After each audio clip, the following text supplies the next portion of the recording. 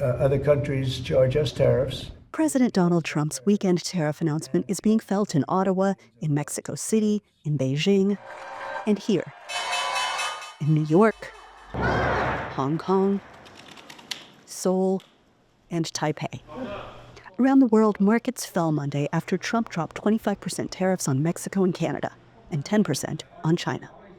In Washington, Trump spoke of his agreement Monday with Mexico to pause the tariffs for a month in exchange for concessions from Mexico City, meant to stop migration flows and the movement of illegal drugs across the southern border.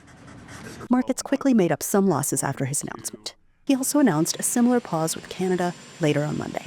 We have to stop people from pouring in, and we have to stop fentanyl, and that includes China.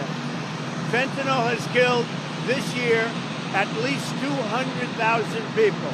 It's pouring in from China through Mexico and Canada, and they've got to stop it. And if they don't stop it, the tariffs are going to get worse, a lot worse. Mexican President Claudia Sheinbaum sounded a hopeful note on Monday.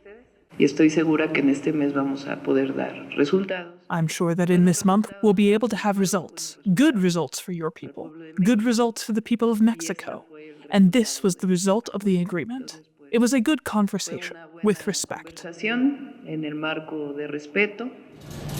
Economic scholars say consumers will start to feel the pinch soon and pointed to historical parallels.